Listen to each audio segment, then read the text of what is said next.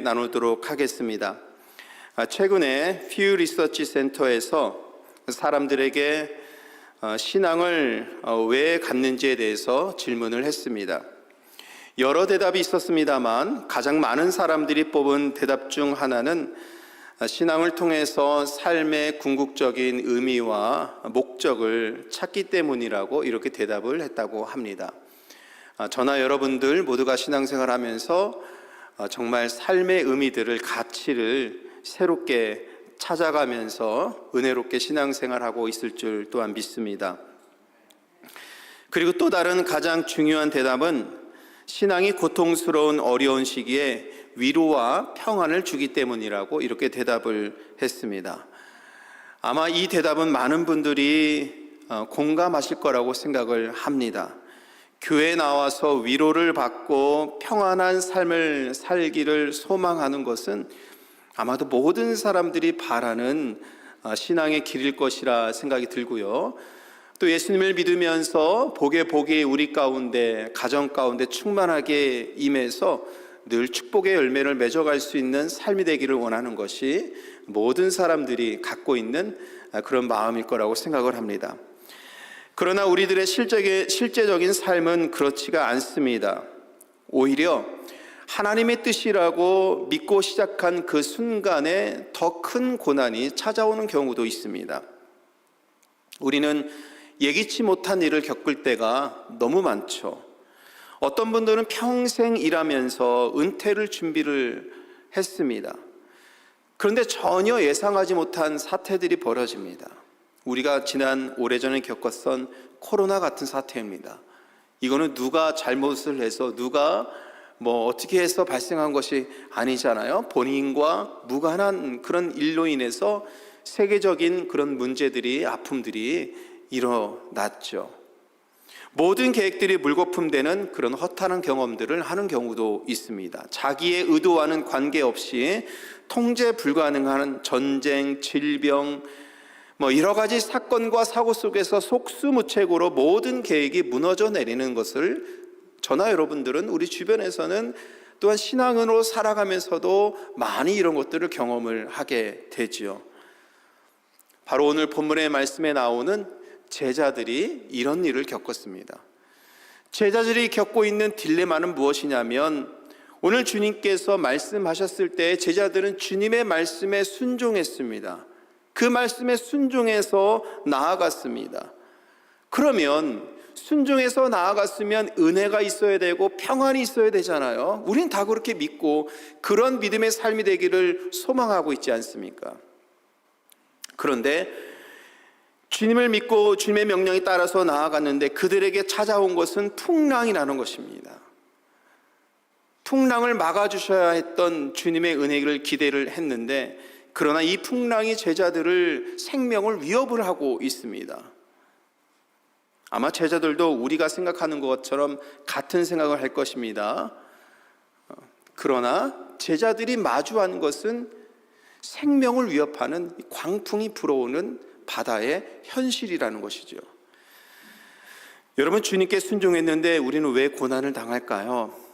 주님께 순종하고 주님의 말씀대로 살아가려고 안간힘을 쓰면서 우리가 노력을 하는데 왜 우리들에게는 어려움이 찾아오고 바다의 광풍과 같은 이런 거대한 바람들이 우리들을 찾아오는 것입니까? 왜 통제할 수 없는 일들을 우리는 겪으면서 신앙생활을 해야 하는 것일까요?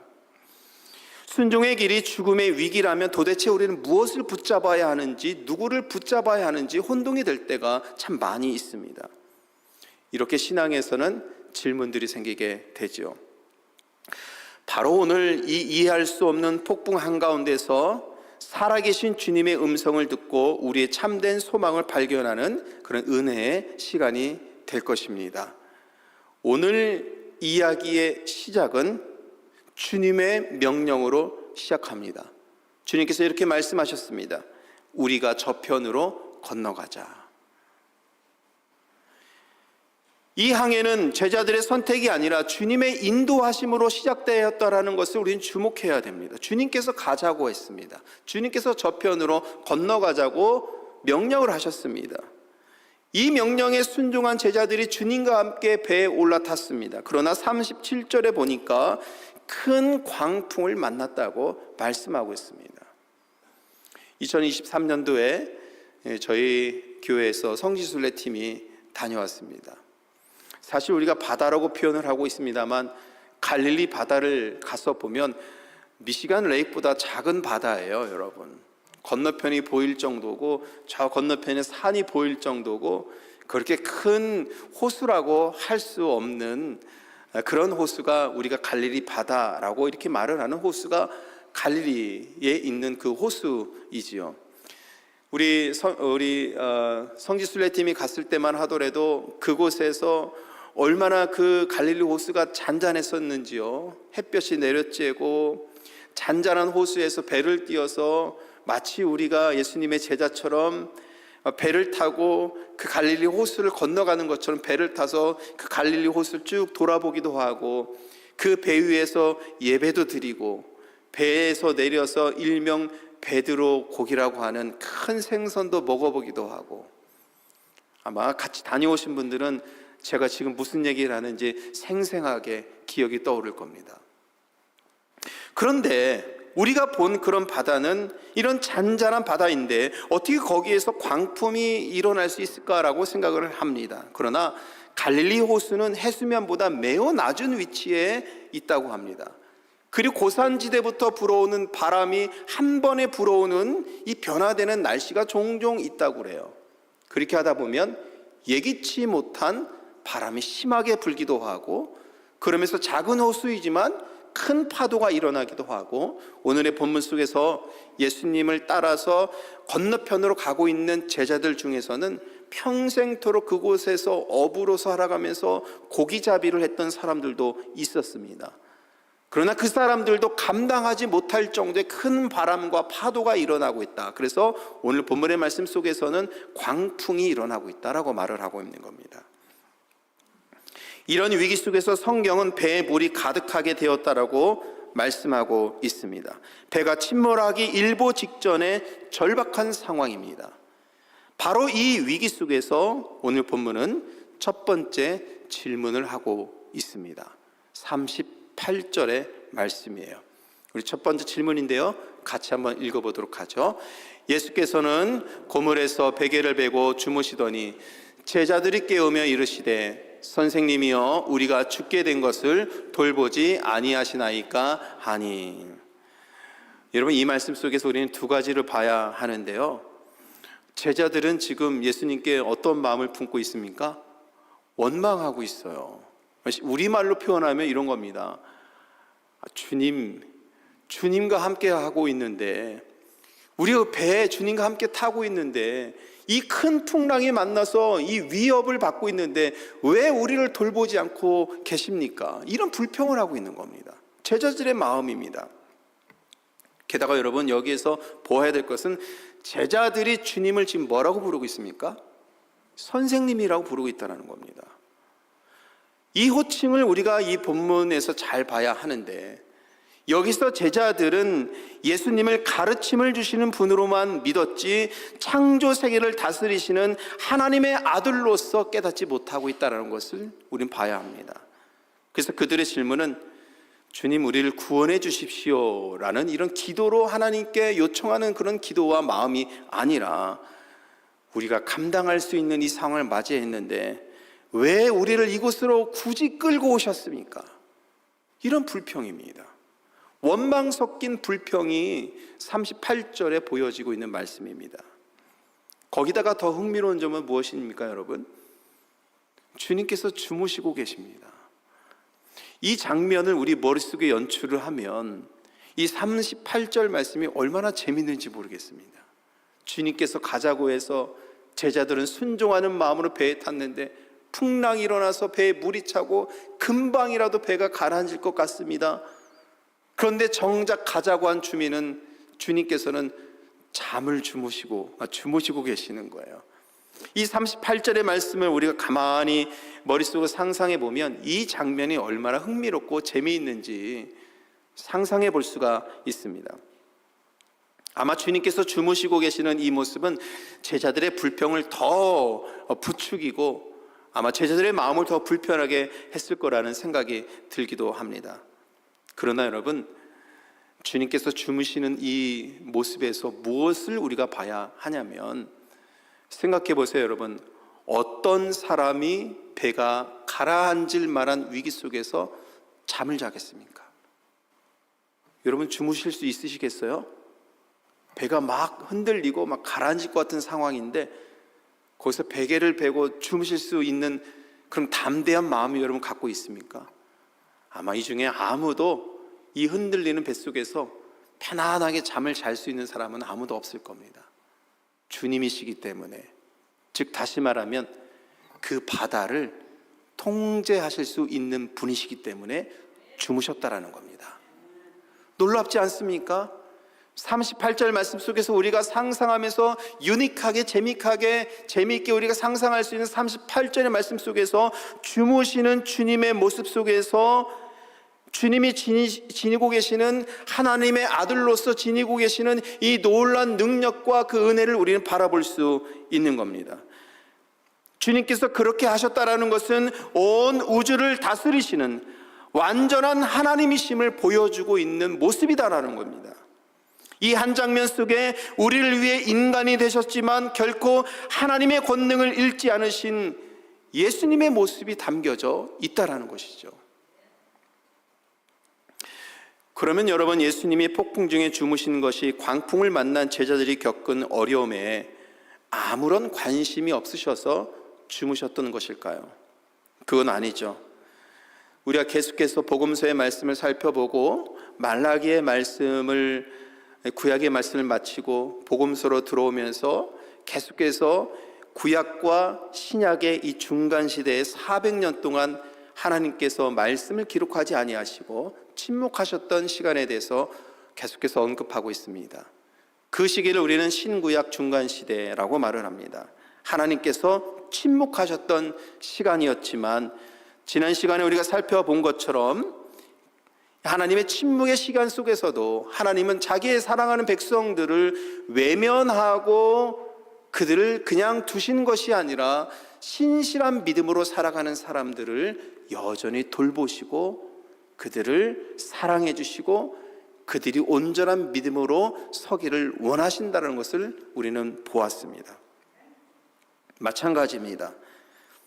배에서 주무시는 예수님도 어떠한 때를 기다리고 계십니다.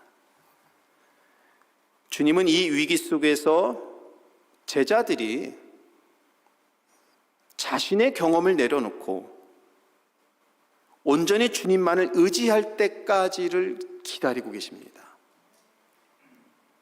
그래서 주님께서 깨어나신 다음에 제자들에게 40절에 이렇게 말씀하셔요. 이에 제자들에게 이르시되 어찌하여 이렇게 무서워하느냐? 너희가 어찌 믿음이 없느냐?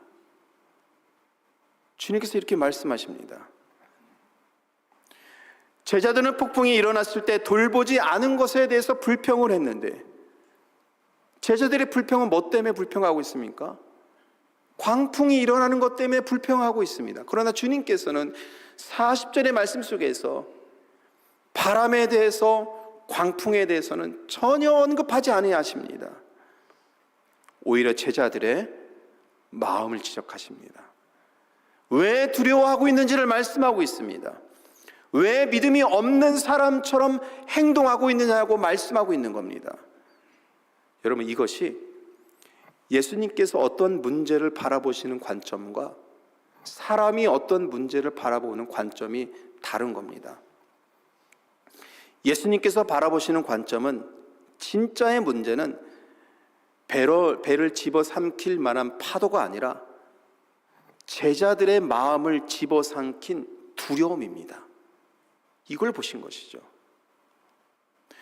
얼마 전에 유진 피터슨 목사님, 제가 매우 존경하고 좋아하는 목사님인데 유진 피터슨 목사님의 책을 읽으면서 너무나도 은혜가 되어서 체크를 해놨습니다.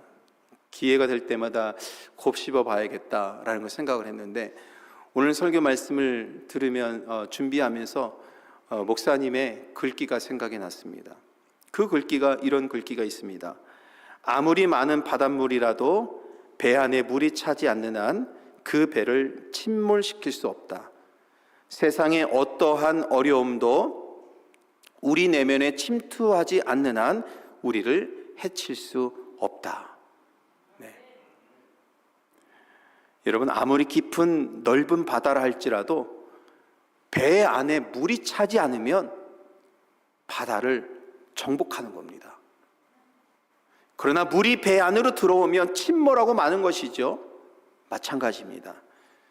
인생의 어떤 위기와 고난이 닥쳐와도 두려움을 갖지 아니하면, 주님께서 나와 함께 하시기 때문에 주님께서 통제하실 수 있는 능력과 은혜로 함께 하실 것이다라는 믿음을 갖고 있으면 무너지지 않는 겁니다. 이것이 믿음이에요. 오늘 주님께서 우리들에게 이 두려움을 갖지 말라고, 이 두려움이 틈이 되어서 우리 마음속으로 들어오면 배가 바다에서 가라앉는 것처럼 이 두려움 때문에 인생의 바닷속에서 가라앉을 수밖에 없는 이 절망적인 상황을 우리들에게 말씀하고 있습니다. 그러나 담대한 믿음으로 이 상황을 통제하시고 이기시고 은혜로 우리를 이끌어 주실 주님을 신뢰하고 주님을 의지하면서 순종하면서 주님을 믿으면서 나아가면 결코 두려움 때문에 가라앉지 않는 믿음의 삶을 살게 되는 것입니다.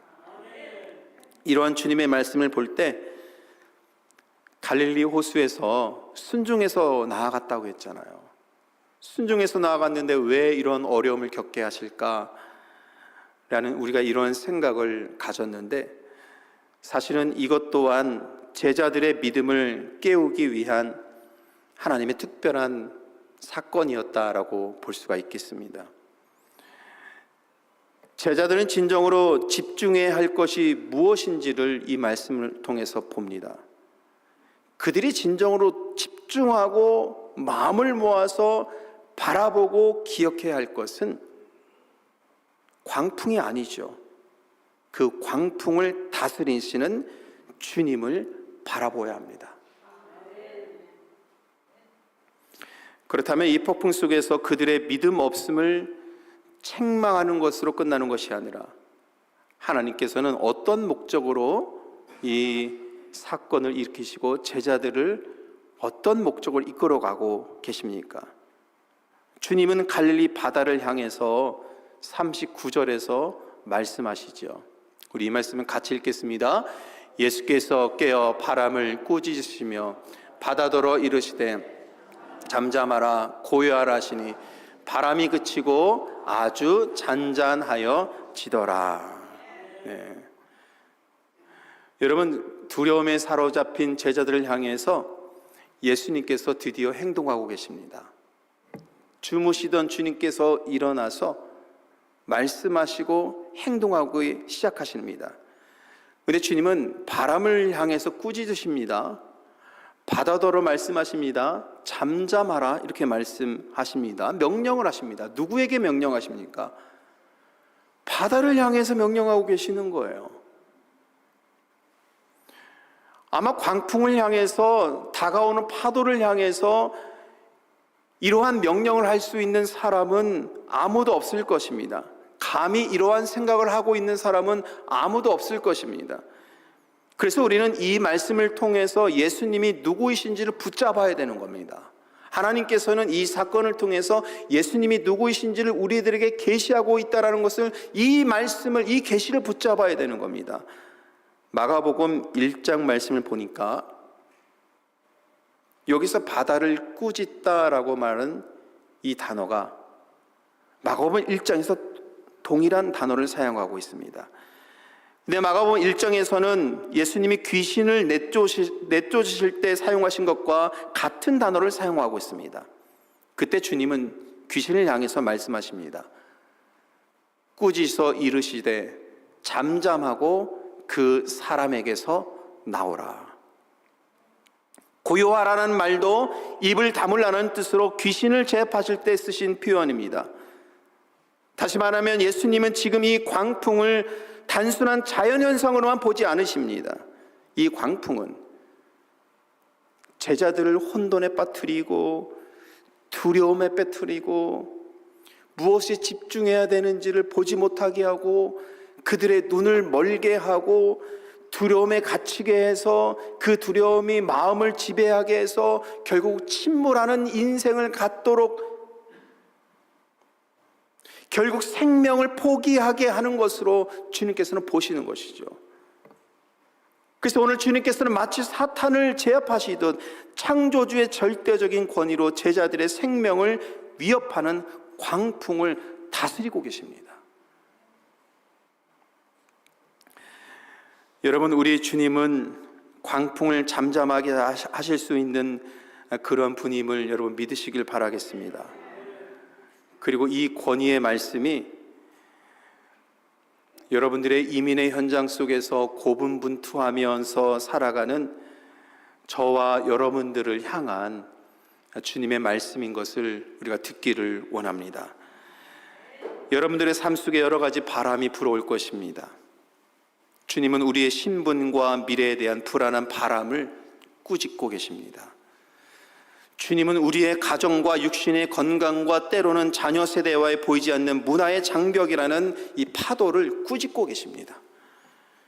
주님은 우리가 이방인처럼 느끼게 만들고 우리의 마음속에 너가 할 수 있는 것은 여기까지다, 여기서 포기해도 된다라고 속삭이는 이 모든 절망적인 상황을 향해서 오늘 주님께서는 오늘 선포하시고 말씀하십니다. 우리가 할 수 없는 일을 주님께서 말씀하십니다. 잠잠하라, 고요하라, 이렇게 명령하십니다. 그러므로 이제 우리가 해야 할 것은 주님의 권위에 의지하는 겁니다. 그리고 우리가 해야 될 것은 우리가 겪는 이 모든 것을 주님 앞에 내려놓는 것입니다. 여러분, 오늘 본문의 말씀 속에서 주님께서 광풍을 향해서 명령하셨을 때 어떻게 되었습니까? 39절 맨 마지막 부분을 한번 보십시오. 주님께서 불어오는 광풍을 향해서 잠잠하라 그리고 고요하라 명령하시니 어떻게 됐습니까? 바람이 그치고 아주 잔잔하여 지더라. 자, 저와 같이 한번 읽겠습니다. 시작. 바람이 그치고 아주 잔잔하여 지더라. 여러분, 이런 은혜입니다. 아주 잔잔하여지는, 바람이 그치는 은혜. 여러분들의 삶에 불어오는 이 광풍이 여러분들의 마음을 흔들게 하는 여러 가지 일들이, 우리들의 삶을 흔드는 여러 가지 일들이, 우리들의 사역을 흔드는 여러 가지 유혹들이, 우리들의 믿음의 삶을 흔드는 사건과 아픔 속에서 주님께서는 그것을 향해서 명령하십니다. 잠잠하라, 고요하라. 그리고 곧 우리는 모든 바람이 그치고 잔잔하여지는 그런 은혜를 누리게 될 줄 믿습니다. 오늘의 말씀 속에서 주님을 본 제자들의 마음은 아주 극적으로 바뀌고 있거든요. 처음에 그들은 오늘 이 주님께서 하신 행동을 보면서 예수님을 두려워해요. 41절의 말씀을 보니까, 그래서 그들이 심히 두려워하여라고 이렇게 말씀하고 있습니다.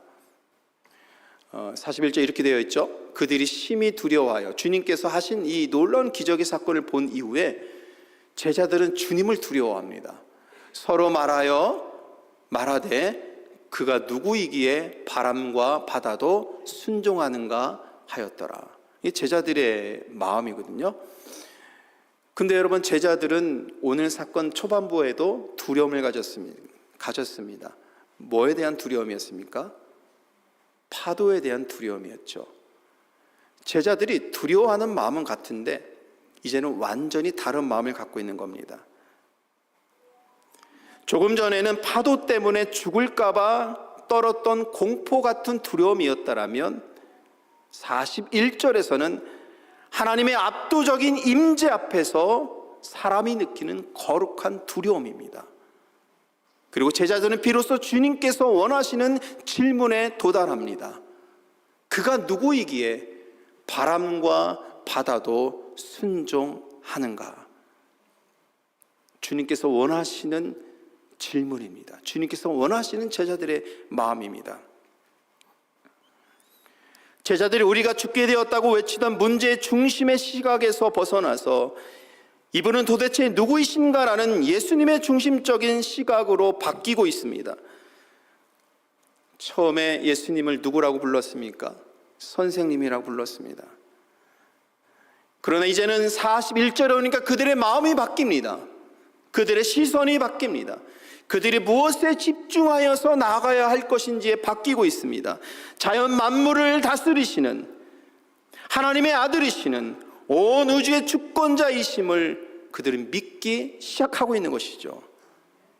여러분, 오늘 제자들이 마음이 변화되고 주님을 다시 만난 것처럼 우리의 삶의 문제를 통제하시고 잠잠하게 하시고 우리들의 삶의 문제를 은혜로 인도해 주시는 하나님을, 하나님의 아들 예수 그리스도를 다시 만날 수 있는 그런 은혜가 저와 여러분들에게도 있을 줄 믿습니다. 나치 강제 수용소는 인류 역사상 가장 큰 고통을 겪은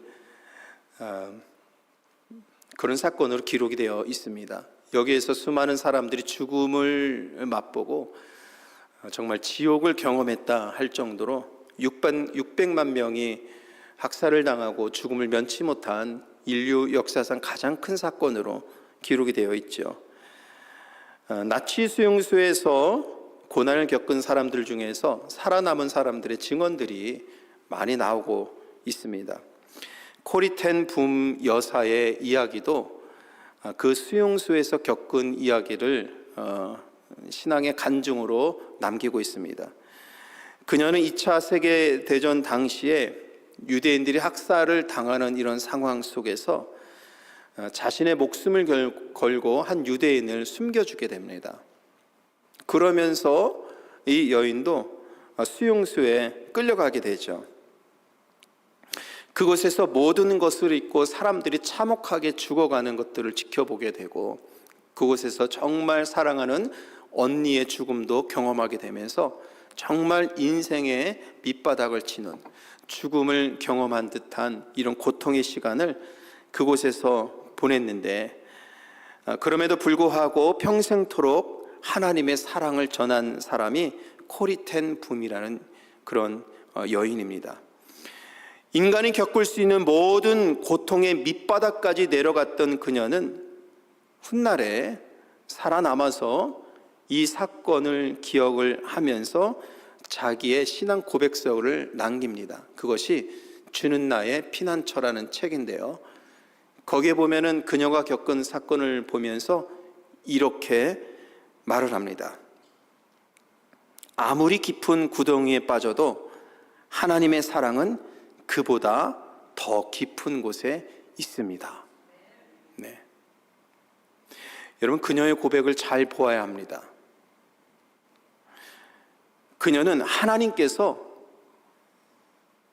고난을 다 막아주셨다라고 고백하지 않습니다. 하나님께서 모든 것을 다 막아주셔서 내 인생에 고난도 없고 역경도 없고 아무런 해도 없고 상함도 없다라고 고백하는 것이 아닙니다. 그녀의 고백은 죽음의 두려움 속에서도 단 한순간도 하나님의 사랑이 떠나지 않았다고 고백하고 있습니다. 가장 깊은 절망의 속에 들어가서 죽음을 맛보는 듯한 고통과 어려움을 겪었는데 그곳으로 떨어져 보니 하나님의 사랑이 있더라. 하나님이 나와 함께 하시더라. 여러분, 우리가 이렇게 신앙 고백했으면 좋겠습니다. 네. 오늘 이 바다에서 폭풍을 만난 제자들, 주님께서 원하시는 것은 이 인생의 위기 속에서, 이 인생의 어려움 속에서 내가 감당하지 못할 만한 광풍이 불어와서 가라앉을 만한 이 두려움과 어려움 속에서 주님께서 원하시는 것은 주님을 만나라는 겁니다. 그럼 여기 구원과 하나님의 은혜와 하나님의 사랑의 역사가 있음을 여러분 믿으시길 바랍니다. 우리가 함께 이렇게 신앙생활했으면 좋겠습니다. 함께 이렇게 신앙생활하면서 함께 서로를 격려하고 서로를 위해서 기도해주고, 그러지 못한 신을 갖고 있는 사람을 위해서 함께 기도해주고 격려해주고, 함께 이렇게 형제와 자매의 손을 붙잡고 함께 신앙생활하면서 우리 샴버간인교회를 더욱더 건강하고 아름답게 세워갈 때, 하나님께서는 저와 여러분들을 통해서, 우리 교회를 통해서 더 큰 위대한 일들을 이루어 가실 줄 믿습니다. 혹시 여러분들 중에서 오늘 제가 소개한 코리텐 붐 여사처럼 그 절망, 더 이상 내려갈 수 없는 이 절망의 밑바닥에 있다고 생각하는 분이 있으시면, 그곳에 하나님의 사랑이 더 크게 위대하게 역사합니다. 하나님의 사랑을 만나시고 하나님의 은혜를 경험하시고, 그래서 다시금 여러분의 인생과 삶이 하나님께서 인도해 주시는 축복의 삶으로 다시 일어날 수 있는 그런 은혜로운 삶이 되기를 주님의 이름으로 간절히 축복합니다. 오늘 이 말씀 믿고 나아가는 저와 여러분, 우리 모두에게 이런 하나님 아버지의 풍성하신 은혜가 충만하기를 우리 주님의 이름으로 간절히 축복합니다.